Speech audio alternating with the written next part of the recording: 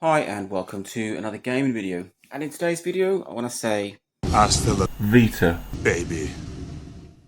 Yep, I have made the big decision to part with my PlayStation Vita. Now, if you've seen my previous videos, I've slimmed down my gaming collection and my consoles, and I was really in sort of two minds as to whether to keep the Vita.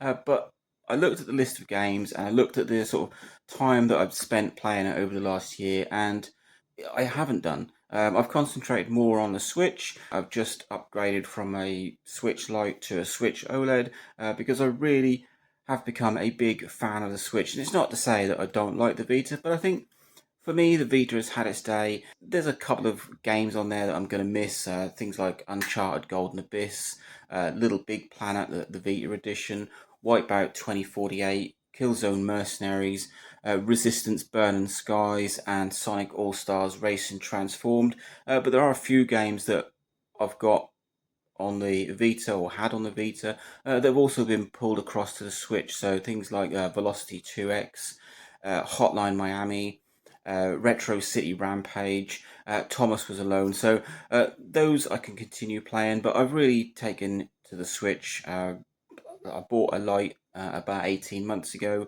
and really got into it, and I've just upgraded to an OLED. So all my DSs have gone, all my Game Boys have gone. I really slimmed it down, and it came down to I was going to keep the Vita and the Switch, but the Vita just sits there, and it's a lovely console.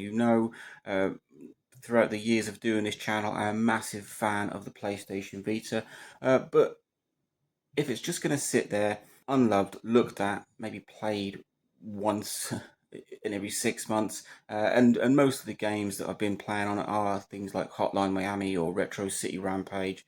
Thomas Was Alone.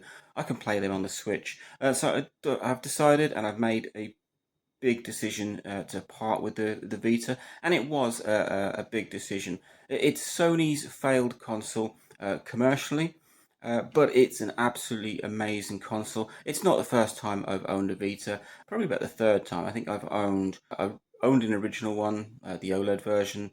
Then I had a Slim, and then more recently I got a Slim again. Absolutely loved it. But I've played through the games that I do like on it. So Killzone Mercenaries, absolutely fantastic game. Resistance Burning Skies, a superb entry in the Resistance franchise.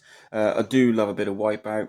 So Wipeout 2048 was superb on it, and probably the piece de resistance on the Vita is Uncharted Golden Abyss, an absolutely amazing entry in the Uncharted series. And I've played them. I don't intend on playing them again. I haven't done in quite some time. So yeah, my Vita has gone, and I'm now concentrating on the Switch, and I'm absolutely loving it.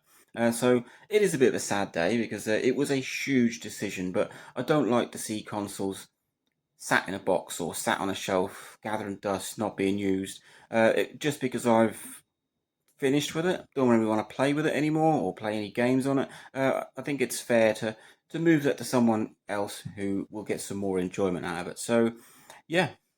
Goodbye, PlayStation Vita.